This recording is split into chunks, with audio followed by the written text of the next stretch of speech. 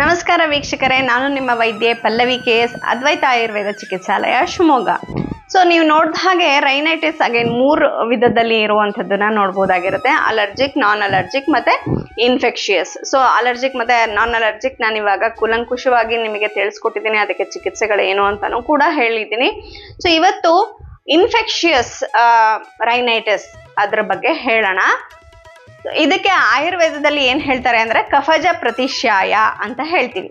So ಈ ಒಂದು ಕಫಜ ಪ್ರತಿಶ್ಯಾಯ ಯಾಕೆ ಬರುತ್ತೆ ಅಂತ ಅಂದ್ರೆ, ನಿಮಗೆ ಯಾವ್ದಾದ್ರು ಬ್ಯಾಕ್ಟೀರಿಯಲ್ ಇನ್ಫೆಕ್ಷನ್ ಇರ್ಬೋದು, ಇಲ್ಲ ನೀರು ಕುಡಿದಾಗ ನಿಮಗೆ ಏನಾದರೂ ಇನ್ಫೆಕ್ಷನ್ ಆಗಿರ್ಬೋದು, ಸ್ವಿಮ್ಮಿಂಗ್ ಪೂಲಲ್ಲಿ ಇನ್ಫೆಕ್ಷನ್ಸ್ ಇರ್ಬೋದು, ಬೇರೆಯವ್ರು ಸ್ನೀಸ್ ಮಾಡಿದಾಗ ನಿಮಗೆ ಅದರಿಂದ ಬಂದಿರುವಂಥದ್ದು ಇರ್ಬೋದು, ಆಹಾರದಿಂದ ಆಗಿರ್ಬೋದು, ಯಾವುದೇ ಒಂದು ಕಾರಣದಿಂದ ನಿಮಗೆ ಇನ್ಫೆಕ್ಷನ್ ಬಂದಿರೋದ್ರಿಂದ ಉಂಟಾಗಿರುವಂಥ ಈ ಒಂದು ಕಫಜ ಪ್ರತಿಶ್ಯಾಯ ಅಥವಾ ಇನ್ಫೆಕ್ಷಿಯಸ್ ರೈನೈಟಿಸ್ ಅನ್ನ ಸಿಂಪ್ಟಮ್ಸ್ ಏನು ಅಂತ ನಾವಿವತ್ತು ನೋಡ್ತಾ ಹೋಗೋಣ.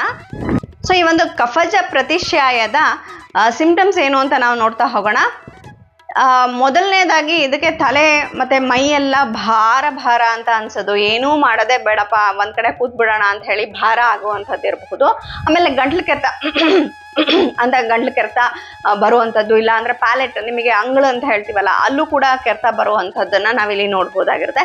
ಹಾಗೆ ಮಲಗಿದ್ದಾಗ ಮುಖ ದಪ್ಪ ಆಗಿರುವಂಥದ್ದನ್ನ ನಾವು ನೋಡ್ಬೋದಾಗಿರುತ್ತೆ. ಹಾಗೆ ಕೆಮ್ಮಿರುವಂಥದ್ದನ್ನು ಕೂಡ, ತುಂಬಾ ಕೆಮ್ಮು, ಒಳಗಡೆ ಕಫ ಬರುವಂಥದ್ದು, ಕೆಮ್ಮಿ ಕಫ ಬರುವಂಥದ್ದನ್ನ ಕೂಡ ನಾವು ನೋಡ್ಬೋದಾಗಿರುತ್ತೆ. ಮೂಗಲ್ಲಿ ನಿಮಗೆ ಸಿಂಬಳ ಇಳಿಯುವಂಥದ್ದು, ದಪ್ಪವಾಗಿ ಇಳಿಯುವಂಥದ್ದನ್ನ ಕೂಡ ನಾವಿಲ್ಲಿ ನೋಡ್ಬೋದಾಗಿರುತ್ತೆ. ಆಮೇಲೆ ಇಳಿದೇ ಇದ್ರೂ ಕೂಡ ಹಿಂದೆಲ್ಲೋ ಒಂದ್ ಸ್ವಲ್ಪ ಕೂತಿದ್ದೀನೋ ಹಿಂಗೆ ಅನ್ಕೊಳ್ಳೋಣ ಅಂತ ಅನ್ಸೋವಂಥದ್ದು ಕೂಡ ನಾವು ಈ ಒಂದು ಕಫಜ ಪ್ರತಿಶ್ಯಾಯದಲ್ಲಿ ನೋಡಬಹುದಾಗಿರುತ್ತೆ. ಹಾಗಾದ್ರೆ ಇದಕ್ಕೆ ಚಿಕಿತ್ಸೆ ಏನಪ್ಪಾ ಅಂತ ನೀವು ಕೇಳುವಂಥದ್ದಾದ್ರೆ, ಆಯುರ್ವೇದದಲ್ಲಿ ಇದಕ್ಕೆ ತುಂಬಾ ಒಳ್ಳೆಯ ಚಿಕಿತ್ಸೆಗಳಿದೆ. ಇದನ್ನ ಖಂಡಿತವಾಗಿ ನೀವು ನಿವಾರಣೆ ಮಾಡ್ಕೊಳ್ಬಹುದಾಗಿರುತ್ತೆ.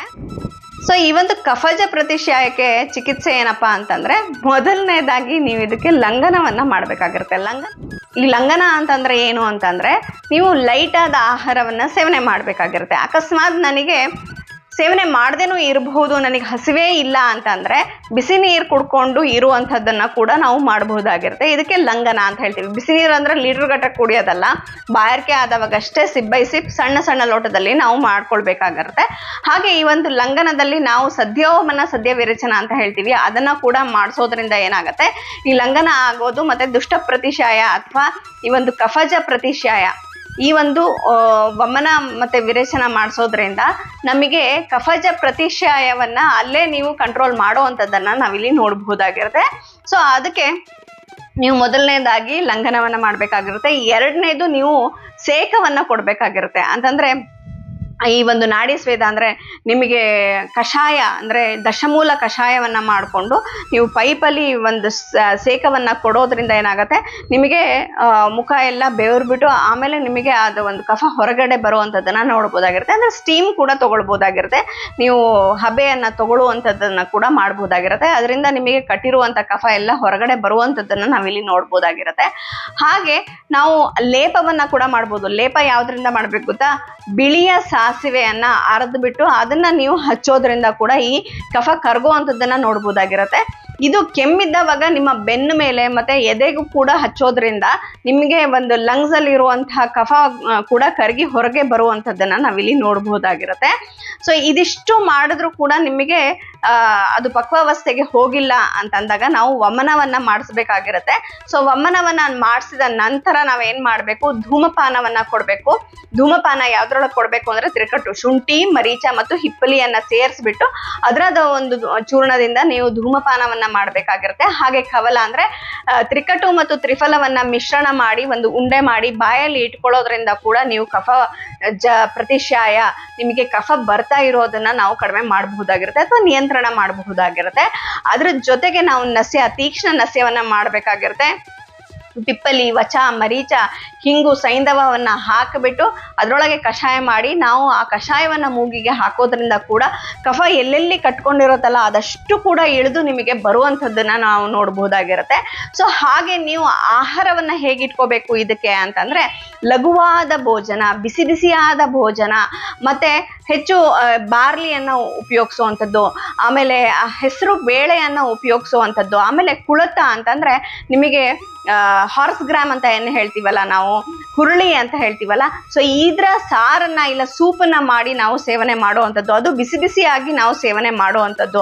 ಆಮೇಲೆ ಟೈಮ್ ಟು ಟೈಮ್ ಊಟದ ಬದಲಿಗೆ ಅದನ್ನೇ ಸೇವನೆ ಮಾಡುವಂಥದ್ದನ್ನ ನಾವು ಮಾಡೋದ್ರಿಂದ ಏನಾಗುತ್ತೆ, ಈ ಒಂದು ಕಫಜ ಪ್ರತಿಶಾಯವನ್ನ ನಾವು ನಿಯಂತ್ರಣ ಮಾಡಬಹುದಾಗಿರುತ್ತೆ ಅಥವಾ ಹೋಗ್ಲಾಡಿಸ್ಕೊಳ್ಬಹುದಾಗಿರುತ್ತೆ. ಬರೀ ನಿಯಂತ್ರಣ ಅಲ್ಲ, ಅದನ್ನ ನಿವಾರಣೆ ನಾವು ಮಾಡ್ಕೊಳ್ಬಹುದಾಗಿರುತ್ತೆ. ಇದೆಲ್ಲ ಮಾಡ್ಕೊಳ್ಳೋದ್ರಿಂದ ನೀವು ಪ್ರತಿಶಾಯವನ್ನ ನಿಯಂತ್ರಣ ಅಲ್ಲ, ಖಂಡಿತವಾಗಿ ಅದನ್ನ ಹೊಡೆದೋಡಿಸ್ಕೊಳ್ಬಹುದಾಗಿರುತ್ತೆ. ಯಾರಿಗೆ ಅವಾಗ ಶೀತ ಆಗ್ತಾ ಇರುತ್ತೆ ಅಂತಂದ್ರೆ ಖಂಡಿತವಾಗಿ ಆಯುರ್ವೇದ ವೈದ್ಯರನ್ನ ಕಂಡು ಒಂದ್ಸತಿ ಸದ್ಯೋಮನ ಸದ್ಯ ವಿರೇಚನ ಮಾಡಿಕೊಂಡು ನಂತರದಲ್ಲಿ ಕವಲ ಗಂಡೂಷಗಳನ್ನ ನೀವು ಅವ್ರು ಹೇಳ್ದ ಹಾಗೆ ಮಾಡ್ಕೊಳ್ಳೋದ್ರಿಂದ ನಿಮಗೆ ಪದೇ ಪದೇ ಆಗುವಂಥದ್ದು ಅಥವಾ ಈಗಿದ್ರೂ ಕೂಡ ಅದು ನಿವಾರಣೆ ಆಗುವಂಥದ್ದು. ತುಂಬಾ ಕಾಟ ಕೊಡ್ತಿದೆ, ನೀವು ಯಾವುದೇ ತರ ಆಂಟಿಬಯೋಟಿಕ್ ತಗೊಂಡ್ರು ಕೂಡ ಸರಿ ಆಗ್ತಾ ಇಲ್ಲ ಅಂತಂದ್ರೂ ಕೂಡ ನಿವಾರಣೆ ಆಗುವಂಥದ್ದನ್ನ ನಾವಿಲ್ಲಿ ನೋಡಬಹುದಾಗಿರುತ್ತೆ. ಅದ್ರ ಜೊತೆಗೆ ನಾವು ಏನೆಲ್ಲ ಮಾಡಬಾರ್ದು ಗೊತ್ತಾ, ಇದಕ್ಕೆ ತಣ್ಣೀರಿನಲ್ಲಿ ಸ್ನಾನ ಮಾಡುವಂಥದ್ದನ್ನ ಮಾಡಬಾರ್ದು. ನೀರಿನಲ್ಲಿ ಬಿಸಿ ನೀರಲ್ಲಿ ಸ್ನಾನ ಮಾಡ್ತೀವಿ ಅಂತಂದ್ರೂ ಕೂಡ ಕಡಿಮೆ ಪ್ರಮಾಣದಲ್ಲಿ ನೀರನ್ನ ಸ್ನಾನ ಮಾಡುವಂಥದ್ದು, ಬಿಸಿ ನೀರನ್ನ ಸೇವನೆ ಮಾಡುವಂಥದ್ದು, ಬಿಸಿ ನೀರಲ್ಲಿ ಸ್ನಾನ ಮಾಡುವಂಥದ್ದು, ಹಾಗೆ ತುಂಬಾ ಚಿಂತೆಯನ್ನ ಮಾಡಬಾರ್ದು.